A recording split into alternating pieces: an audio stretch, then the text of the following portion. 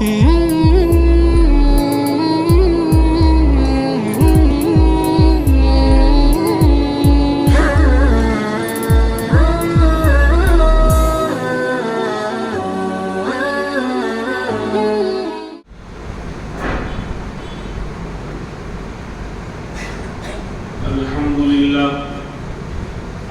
لله كفى وسلام على عباده الذين اصطفى أما بعد فأعوذ بالله من الشيطان الرجيم بسم الله الرحمن الرحيم وإذ ابتلى إبراهيم ربه بكلمات فأتمهن قال إني جاعلك للناس إماما وقال الله تبارك وتعالى إن إبراهيم كان أمة قانتا لله حنيفا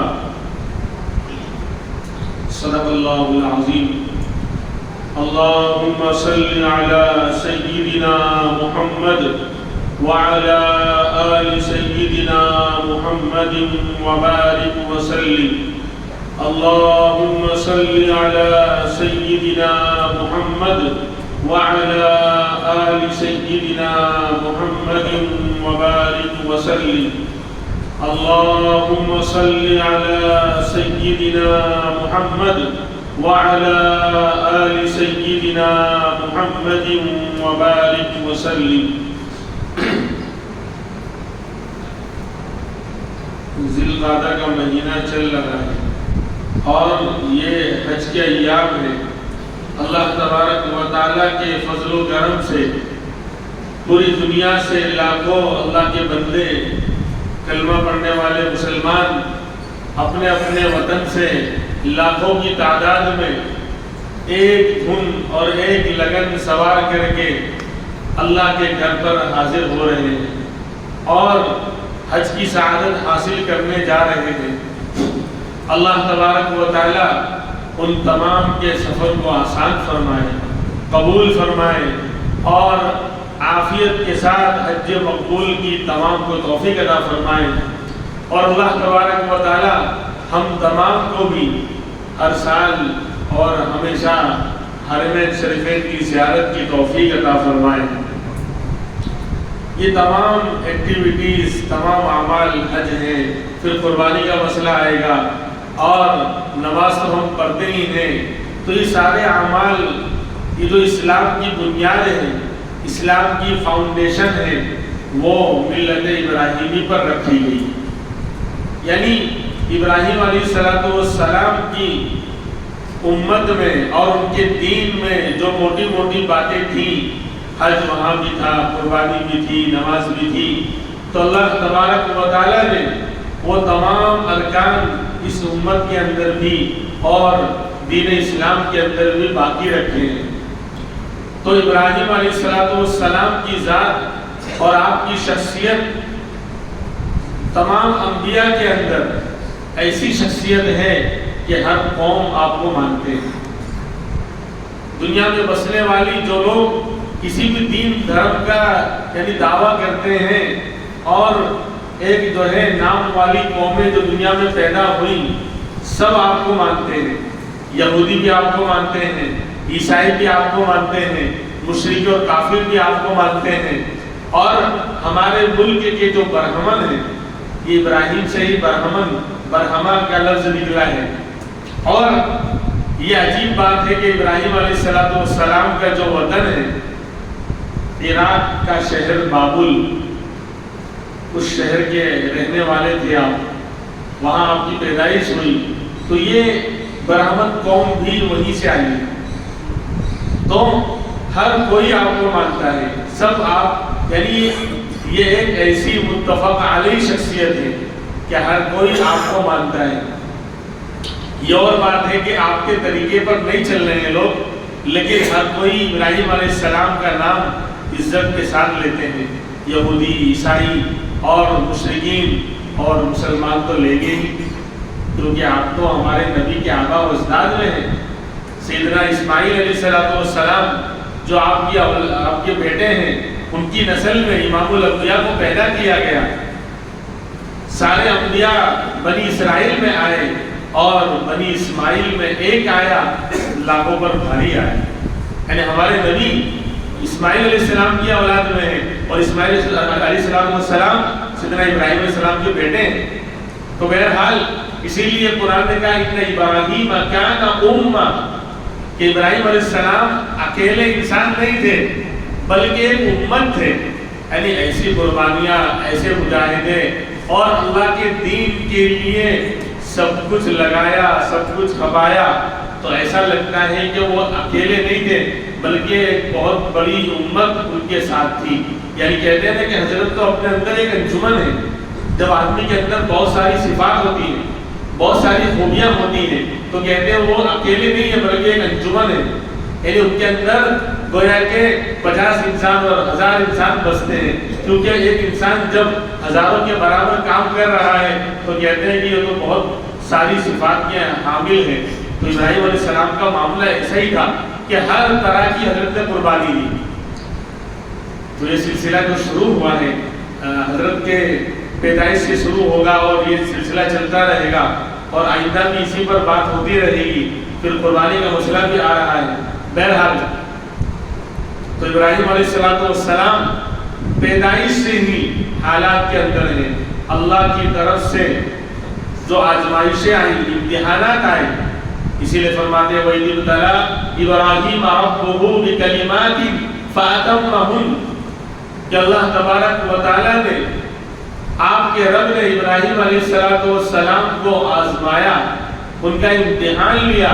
بِكَلِمَاتٍ، بہت ساری چیزوں کے اندر ایک امتحان نہیں آئے بلکہ بہت سارے امتحان آئے. جان کی قربانی، مال کی قربانی، وطن کی قربانی، اولاد کی قربانی، جذبات کی قربانی، آگ میں ڈالا گیا اور پتہ نہیں کیا کیا. ہر لائن کی قربانی اور امتحانات سے حضرت کو گزرنا پڑا. اور قرآن اعلان کر رہا ہے، رب العالمین اعلان کر رہا ہے کہ میرے پیغمبر خلیل اللہ علیہ السلام ابراہیم علیہ السلام فَأَتَمَّهُنَّ، ان سارے امتحانات میں 100% کامیاب ہوئے. یعنی ایوریج جو کامیابی کی تھی وہ 100% کامیاب ہوئی. قرآن یہ اعلان کر رہا ہے. چنانچہ ہم ان کی زندگی کا جو ہے ان کی ہائی لائٹس بیان کریں گے، کیونکہ آدھے گھنٹے میں جو ہے اس پر بھی اگر 2-3 منٹ 4 منٹ کبھی اوپر ہو جاتا ہے تو لوگ ورزش کرنے لگ جاتے ہیں، بوسوں کی گردنیں اوپر نیچے ہونے لگتی ہیں. تو آدھے گھنٹے میں سب بیان نہیں ہو سکتا.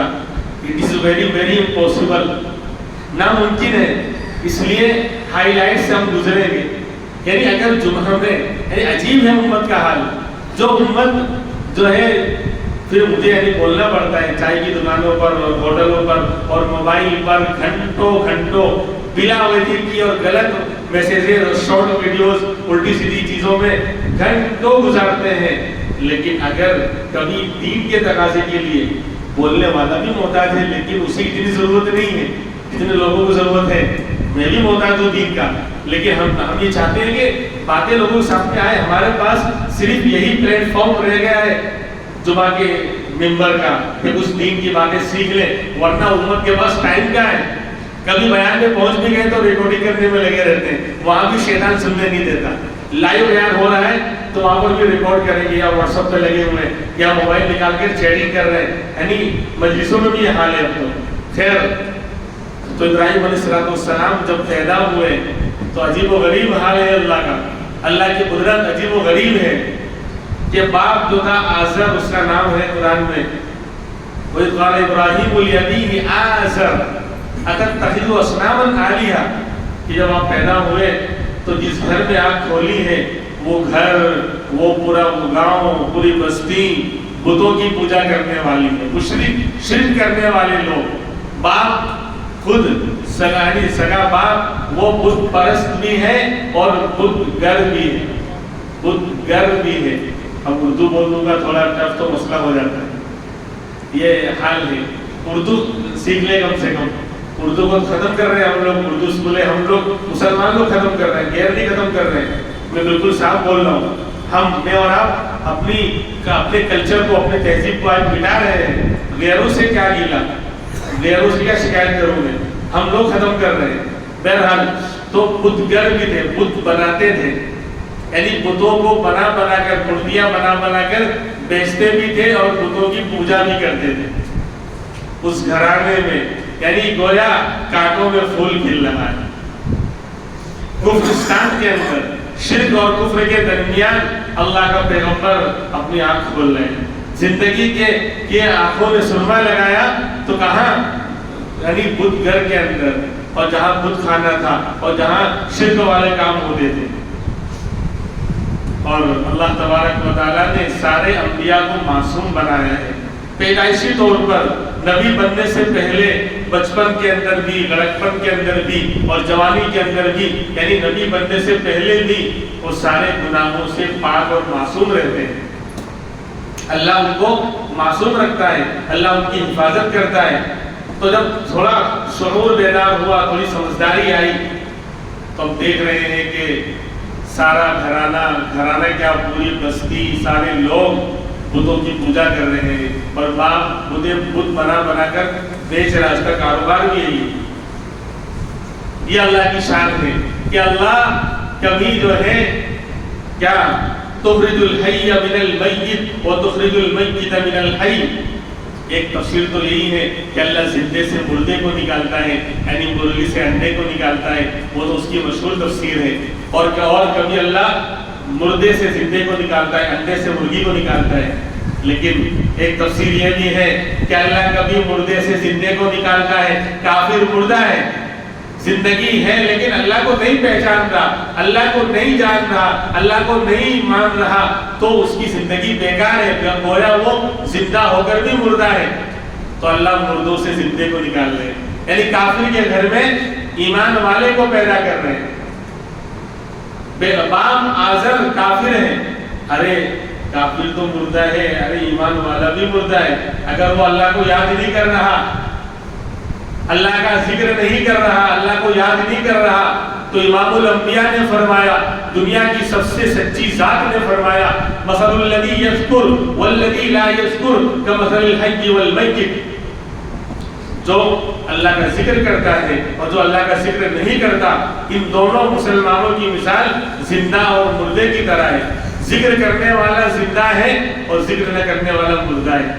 اب ہم سوچ لیں، یعنی کلمہ پڑھنے والا مسلمان لیکن اگر اللہ کی یاد سے غافل ہے تو وہ زندہ ہو کر بھی مردہ ہے، یہ اللہ کے نبی فرما رہے ہیں۔ تو پھر کافر تو مردہ ہو گئی، اس کے پاس تو ایمان ہی نہیں ہے۔ تو اللہ نے مردے کے یہاں سے زندے کو پیدا کیا، آزر کے یہاں ابراہیم کو پیدا کیا، اور کبھی اس کا الٹا ہوتا ہے کہ اللہ زندے کے یہاں مردے کو پیدا کرتے ہیں، زندے سے مردے کو نکالتے ہیں۔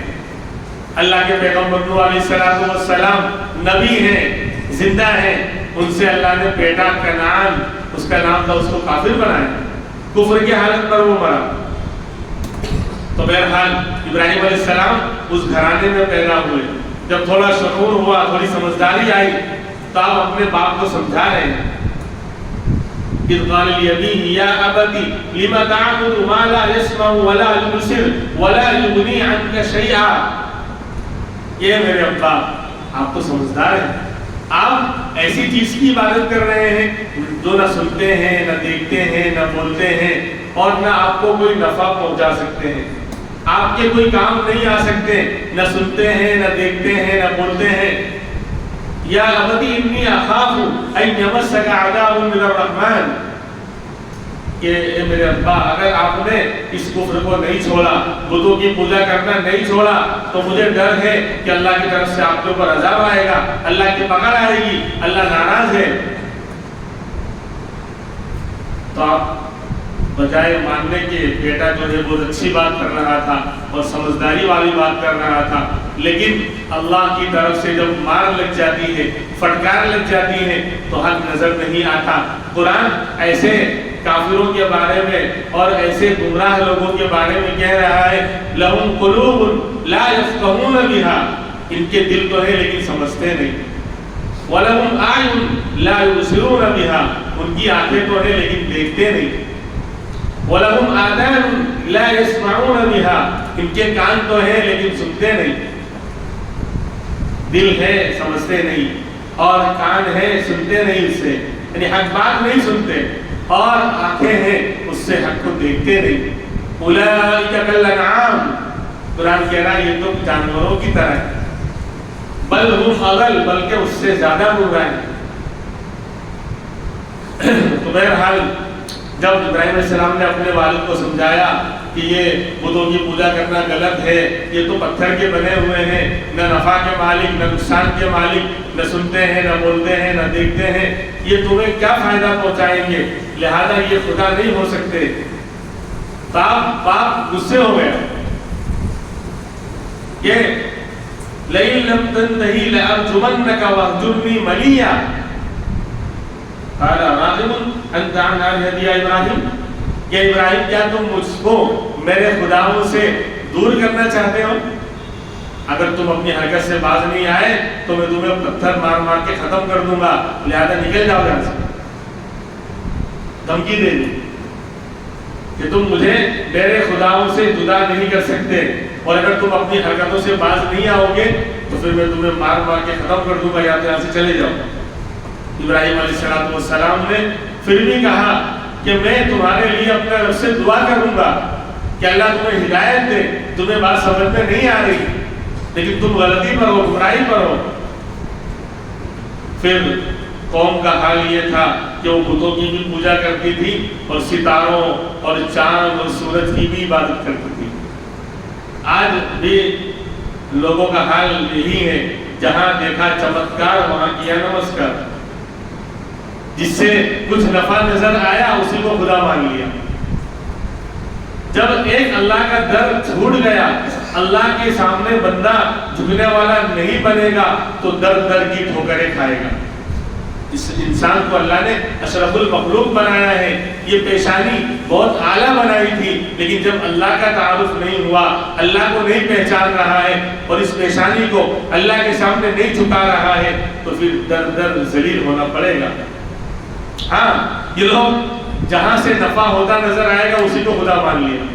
کسٹمر گراہک کو خدا مانتے ہیں، اس کے سامنے ہاتھ جوڑتے ہیں، کیوں؟ یہ کسٹمر آئے گا، گراہک آئے گا تو اس سے جو ہے ہمیں فائدہ ہوگا، ہمارا جو ہے مال بکے گا، تو اس سے بھی نفع ہوتا نظر آ رہا ہے، تو جہاں دیکھا چمتکار وہاں کیا نمسکار۔ جتنے کنکر اتنے شنکر، 29 کروڑ خداؤں کو مانتے ہیں۔ تو بہرحال اب دیکھا کہ یہ لوگ ستاروں کو بھی، کہ وہ بھی جو ہے رات میں چمکتے ہیں، روشنی پہنچاتے ہیں، چاند بھی نفع پہنچاتا ہے، سورج بھی جو ہے دھوپ اور گرمی پہنچاتا ہے، اور پھلوں کو سبزیوں کو پکاتا ہے اور روشنی پہنچاتا ہے، تو اس کی بھی پوجا کرتے تھے۔ تو ابراہیم علیہ السلام نے بہت اچھا انداز اختیار کیا یہ ثابت کرنے کے لیے کہ یہ خدا نہیں ہے، یہ اللہ کی بنائی ہوئی مخلوق ہے، اللہ کے آرڈر کی محتاج ہے، ان پر میرے رب کا آرڈر چلتا ہے، یہ مخلوق ہے، ان کا پیدا کرنے والا خالق کوئی اور ہے۔ کیا ہوا؟ فلما جن علیہ اللیل رأى کوکبا، جب رات کا اندھیرا ہوا، شہروں میں ہمیں یہ نظر نہیں آتا، کیوں؟ ہر طرف جو ہے بلڈنگیں ہیں اور روشنیاں ہیں، تو دنیا کی روشنی کے مقابل میں جو آسمانوں پر جو ستارے چمکتے ہیں وہ بہت کم نظر آتے ہیں شہروں کے اندر، لیکن آپ دیہاتوں میں چلے جائیے، جنگلوں میں چلے جائیے، جہاں آسمان صاف ہے اور سب طرف اندھیرا ہے، وہاں لاکھوں کروڑوں کی تعداد میں آسمان پر ستارے چمکتے ہوئے نظر آئیں گے۔ تو جب رات کا اندھیرا ہوا تو رأى کوکبا، ابراہیم علیہ السلام نے آسمان پر نگاہ ڈالی تو ستاروں کو چمکتا ہوا دیکھا، تو کہنے لگے، لوگ وہاں جمع تھے، لوگ موجود تھے جو ستاروں کو پوجتے تھے، قال ھذا ربی، کہ یہ میرا رب ہے، یعنی تمہارے کہنے کے مطابق میں تو نہیں مانتا، لیکن ان کو سمجھانے کے لیے اور ان کی اس کی حقیقت کو غلط ثابت کرنے کے لیے یہ انداز اختیار کیا کہ لوگوں کے سامنے کہنے لگے یہ میرا رب ہے، یعنی میرا اور تمہارا رب ہے تمہارے کہنے کے مطابق۔ وہ کہہ رہے بالکل۔ اب کیا ہوا؟ جب رات ختم ہوئی اور صبح ہونے لگی، فلما افلا، جب صبح ہوئی تو ستارے کیا ہو گئے؟ ڈوب گئے، بے نور ہو گئے، تو کہنے لگے فإنی لا أحب الآفلین، میں ڈوبنے والے اور ختم ہو جانے والے ستاروں کو پسند نہیں کرتا. یعنی بتا دیا کہ خدا بھی ڈوب جائے گا, چھپ جائے گا. ایسا کیسا خدا ہے؟ میں اس سے محبت نہیں کرتا. اور خدا سے, خدا کی عبادت کے لیے محبت کا ہونا ضروری ہے. جو ڈوب گیا تو اسے اس سے محبت نہیں تو وہ خدا بھی نہیں. یعنی جو خود غرور ہو جائے, اپنا وجود باقی نہ رکھ پائے, وہ تمہیں نفع کیسے پہنچا سکتا ہے؟ لہذا ستارے خدا نہیں ہو سکتے.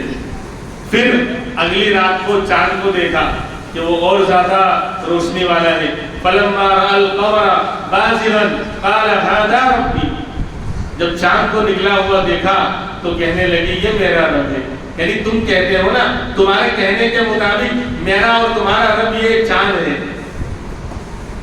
پھر کیا ہوا؟ فلما افل قال لئن لم يهدني ربي لاكونن من القوم الضالين. جب وہ بھی ڈوب گیا, غروب ہو گیا, اس کی روشنی ختم ہو گئی, ماند پڑ گئی صبح کے وقت, تو کہنے لگے کہ اگر میرے رب نے میری رہنمائی نہیں کی میں تو گمراہ ہو جاؤں گا. یہ بھی ڈوب گیا, یہ کیسے خدا ہو سکتا ہے؟ لہذا اللہ کس سے دعا کر رہا ہے کہ اللہ اگر تم نے راستہ نہیں دکھایا, اب تک تو دکھا رکھا ہے, آئندہ اگر نہیں دکھایا تو میں بھی گمراہ ہو جاؤں گا جسے تم لوگ گمراہ ہو. یعنی ان کو اچھی طرح سمجھا دیا ہے پریکٹیکل انداز میں, ایک مثال دے کر. اور جو لوگ اسکول میں جاتے ہیں وہ جانتے ہیں کہ جب پریکٹیکل انداز میں اور مثال دے کر باتوں کو سمجھایا جاتا ہے تو سمجھنا آسان ہوتا ہے. پھر کیا ہوا؟ صبح ہو چکی تھی, شمس الدین بھائی تشریف لا چکے تھے, سورج نکل چکا تھا. فلما رأى الشمس بازغة قال هذا ربي هذا أكبر. جب سورج کو دن میں نکلا ہوا دیکھا تو کہنے لگی یہ میرا رب ہے, یہ تو بہت بڑا, اٹ از ویری بگ, یہ تو بہت بڑا ہے, یہ تو پوری دنیا کو روشن کر رہا ہے, یہ میرا خدا ہے. یعنی تمہارے کہنے کے مطابق میں نہیں مان رہا ہوں, لیکن تم کہہ رہے ہو نا, اس لیے یہ میرا خدا ہے نا, صحیح بات ہے نا؟ تو بولے ہاں ہاں ہاں یہ تو بہت بڑا ہے. فلما افلت, جب شام ہوئی اور مغرب کا وقت ہوا تو شمس الدین بھائی بھی اپنا کام ٹیم ٹام سمیٹ کر وہ بھی آرام کرنے کے لیے چلے گئے. سورج بھی غروب ہو گیا.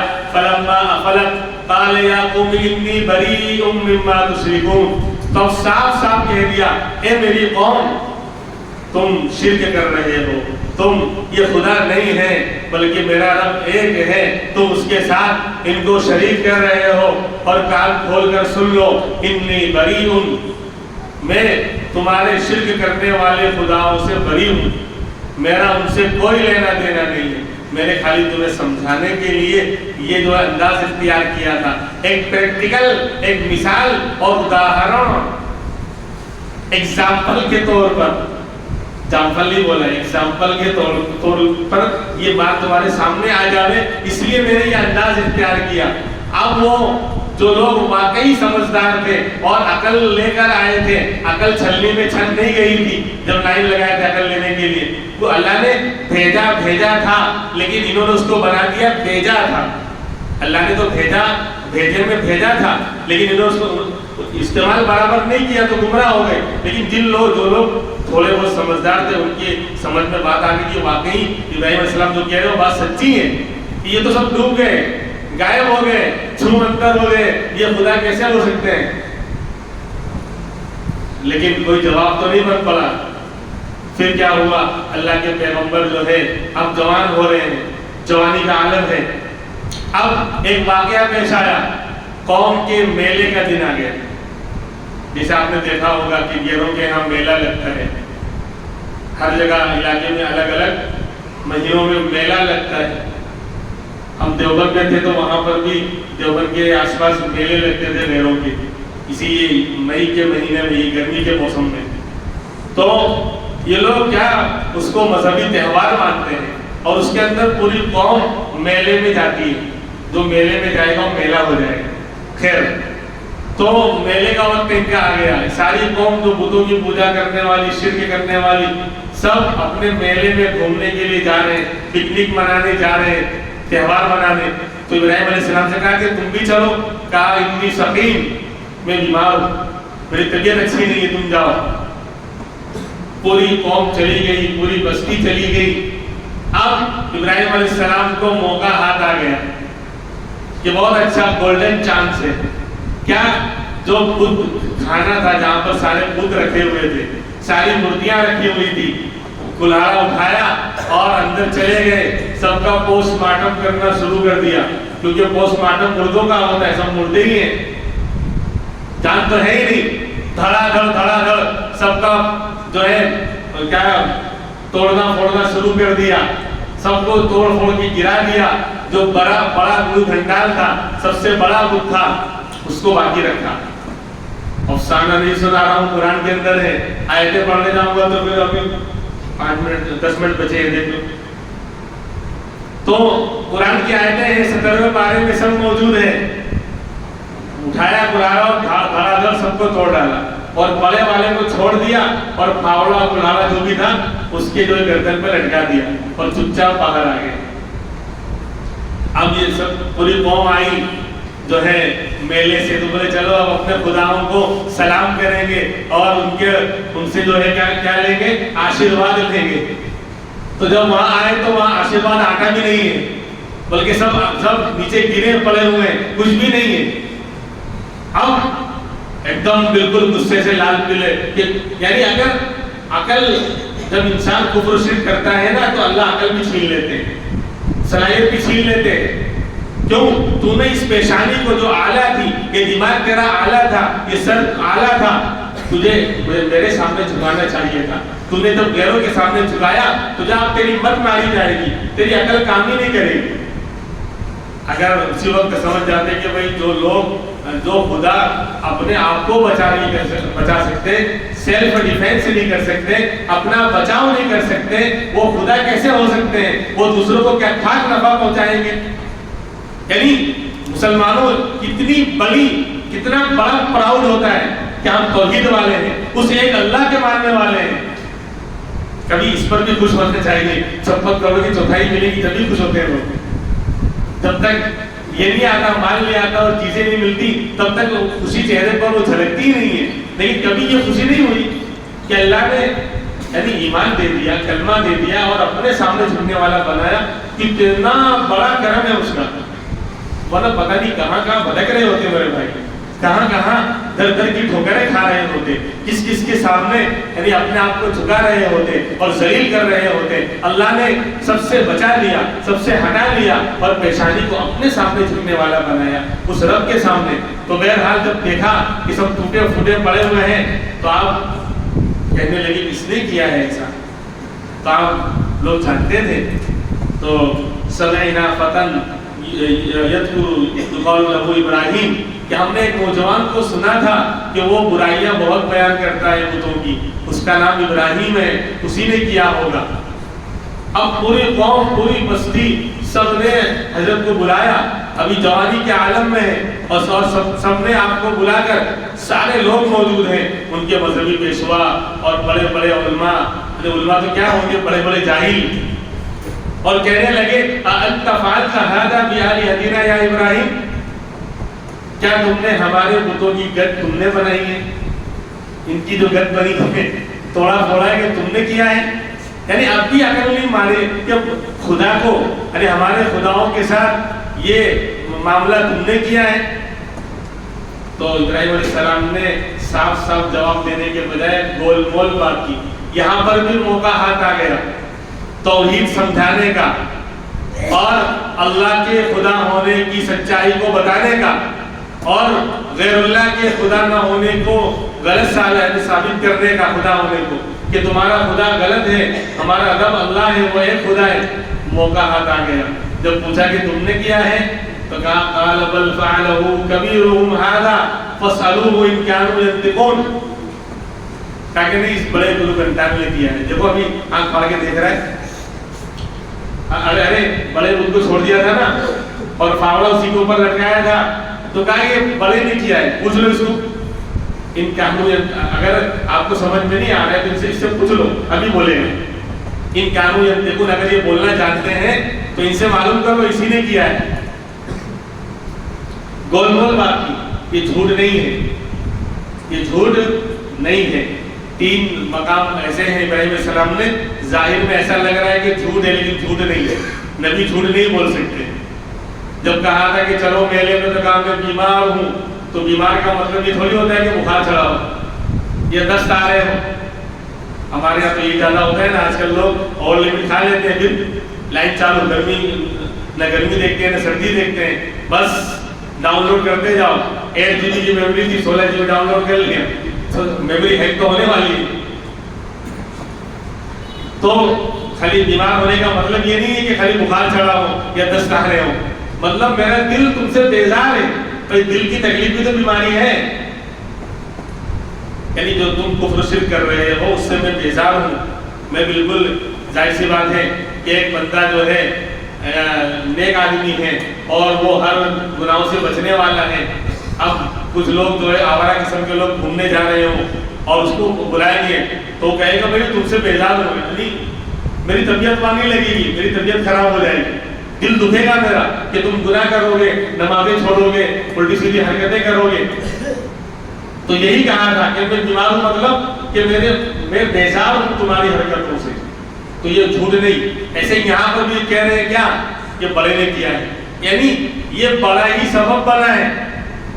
چونکہ کفر شرک کا سبب بت بنے, بت نہ ہوتے تو ان کی پوجائیں لوگ نہ کرتے, تو گویا سب کو توڑنے کا سبب یہ بڑا ہی بنا ہے, لہٰذا اسی نے توڑا ہے. یہ کہنا چاہ رہے تھے, یعنی غصہ اس نے دلایا مجھے. خیر اب کاٹو تو خون نہیں, تب یہ کہا کہ پوچھ لو ان سے, اگر یہ بات کرنا جانتے ہو, جواب دینا جانتے ہو. تو اب سب کے سر جھک گئے اور سمجھ رہے ہیں کہ واقعی ہم غلطی پر ہیں. یہ پتھر کی مورتیاں, یہ پتھروں کے بت نہ نفع کے مالک ہے نہ نقصان کے مالک ہے, بولنا تک نہیں جانتے, اپنا سیلف ڈیفینس نہیں کر سکتے, اپنا بچاؤ نہیں کر سکتے, دوسرے کو خاک بچائیں گے. بھگوان کو بھی سردی لگتی ہے, اس کو بھی کمبل پہنائے جاتے, اور یہ نیوز پر اچھل اچھل کر کود کود کر بیان کرتے ہیں اس کو فخر کے ساتھ. یہ تو ڈوب مرنے کی بات ہے کہ خدا کو بھی سردی لگنے لگ جائے تو دوسروں کو سردی سے کیا بچائے گا. باقاعدہ سردی, بولے جیسے سردیاں شروع ہوں گی, جب ان کے یہاں بھگوان کی مورتی کو ابھی چادر اڑائی گئی ہے, پھر سردی پڑے گی تو پھر کمبل اڑایا جائے گا, پھر اور سردی پڑے گی تو پھر رجائی اڑائی جائے گی. ہم آپ کو سنا رہے ہیں, ہم آپ کو دکھا رہے ہیں, بالکل لائیو خبر ہے, بالکل تازہ خبر ہے.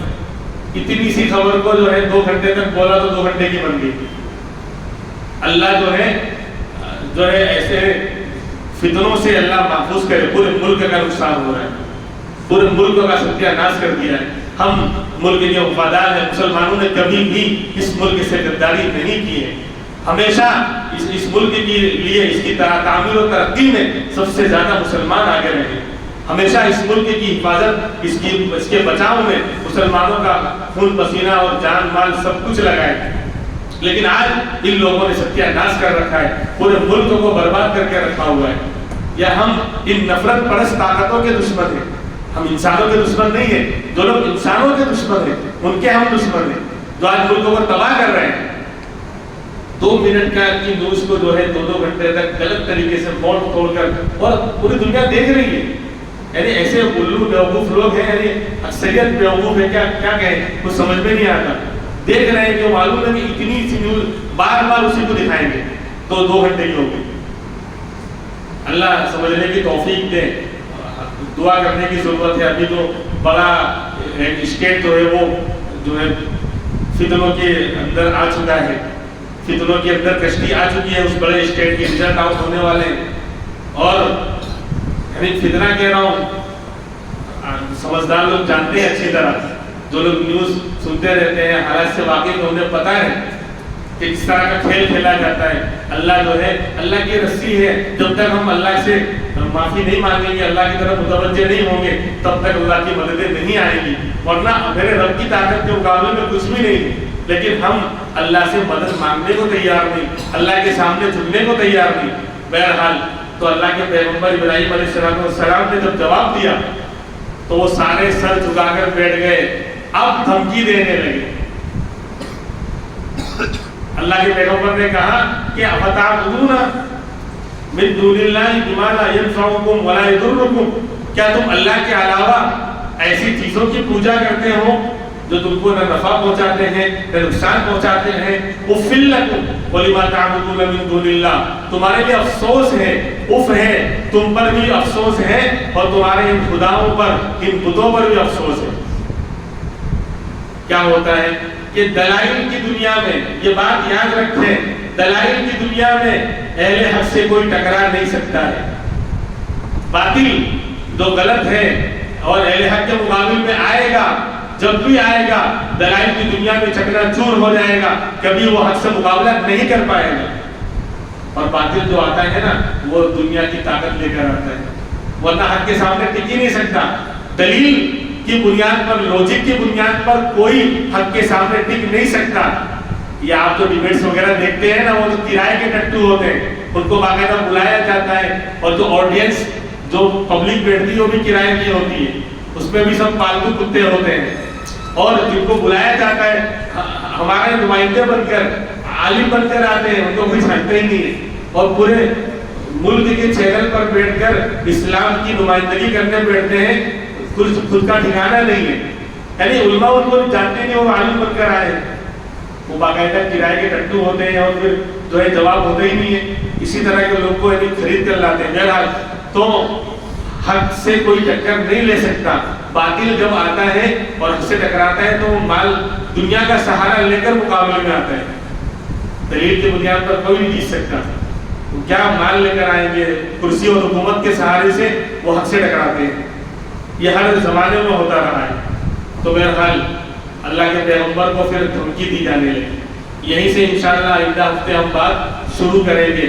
کیا دھمکی دی اور کیا ہوا, پھر آپ کو آگ میں ڈالنے کا نمبر آیا, پھر اللہ کی مدد کیسے آئی, پھر وہاں سے کیا ہوا, پھر آپ مکہ گئے, کہاں گئے, پھر اس کے بعد اللہ نے اولاد دی, پھر بچے کو ذبح کرنے کا وقت آیا, قربانی کا وقت آیا. انشاءاللہ اسٹیپ بائی اسٹیپ چلتے رہیں گے. اللہ تبارک و تعالی ہمیں عمل کرنے کی توفیق عطا فرمائے. آج سب سے بڑا سبق آج کے درس کا یہی ہے کہ اللہ کی طاقت کو پہچانیں, کفر شرک کو چھوڑیں.